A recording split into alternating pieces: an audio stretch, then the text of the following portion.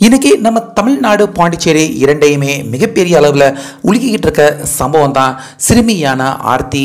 அந்த 9 வயது சிறுமிக்கு ஏற்பட்ட ஈரக்கொலையை அறுக்கக்கூடிய அளவுக்கு மோசமான சம்பவம்.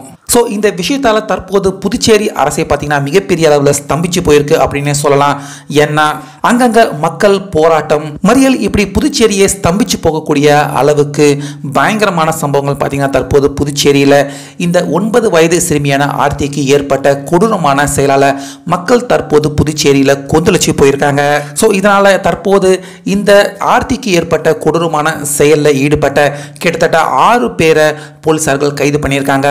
அவங்களுக்கு தற்போது உச்சபட்ச கொடூரமான தண்டனையான தூக்கு தண்டனை விதிக்கப்படுறதுக்கான வாய்ப்புகள் இருக்கிறதா தற்போது தகவல்கள் பார்த்தீங்கன்னா தொடர்ந்து வெளிவந்த வண்ணம் இருக்கு. அதாவது கடந்த 2ஆம் தேதி சனிக்கிழமை வீட்டில் விளையாண்டுகிட்டு இருந்த சிறுமியான ஆர்த்தி அந்த குழந்தைய ஏதோ ஒரு ஆசை வார்த்தை காட்டி அந்த 6 நபர்களும் அந்த குழந்தைய கூட்டிட்டு போனதா தெரிய வந்திருக்கு. அதுக்கப்புறமா கிட்டத்தட்ட 72 மணி நேரம், அதாவது 3 நாட்கள் அந்த குழந்தையுடைய கதி என்ன ஆச்சு அப்படின்னு பெற்றோர்களுக்கு தெரியல. அதுக்கப்புறமா ஒரு சாக்கடையில் அந்த குழந்தையுடைய உடல் பார்த்தீங்கன்னா கடந்திருக்கு. உடல் கூறு ஆய்வு செய்ததிலையும் அந்த குழந்தைக்கு பாலியல் வன்கொடுமை நடந்ததாகவும் உறுதி செய்யப்பட்டிருக்கு. ஸோ இந்த ஒரு பிரச்சனை ஒரு பக்கம் போயிட்டு இருக்க கடந்த பல வருடங்களாகவே புதுச்சேரியில் கஞ்சா இந்த மாதிரியான பொருட்கள் நிறையா ரொம்ப அசால்ட்டாக விற்பனை செய்யப்படுது. இதனால் மக்கள் பள்ளி மாணவர்கள் இப்படி நிறைய பேர் பாதிக்கப்படுற புகார்களும் தொடர்ந்து வெளிவந்த வண்ணம் இருக்கு.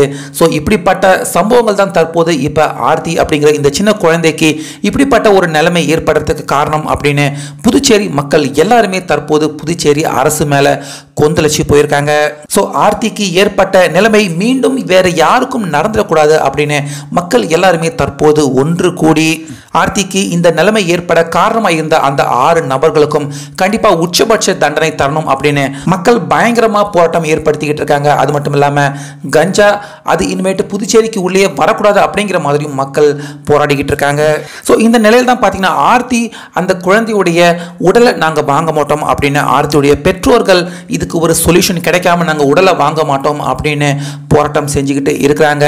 ஸோ இந்த சூழ்நிலையில் புதுச்சேரி முதலமைச்சர் அவரே பார்த்தீங்கன்னா ஆர்த்தி அவருடைய தந்தையை கூப்பிட்டு நேரடியாகவே பேச்சுவார்த்தையில் தற்போது ஈடுபட்டுக்கிட்டு வந்திருக்காரு. ஸோ அதில் இறுதிக்கட்ட முடிவாக முதலமைச்சர் அவரே பார்த்தீங்கன்னா ஆர்த்தி தந்தை அவர்கிட்ட கண்டிப்பாக உங்களுடைய மகள் ஆர்த்தியை இந்த நிலைமைக்கு உட்படுத்தினவங்களை நாங்கள் சும்மா விட மாட்டோம், உச்சபட்ச தண்டனை நிச்சயமாக அவங்கள குற்றவாளி யாரோ அவங்களுக்கு கிடைக்கும் அப்படிங்கிற நம்பிக்கையை அவருக்கு வாக்குறுதியாக கொடுத்ததா தெரிய வந்திருக்கு.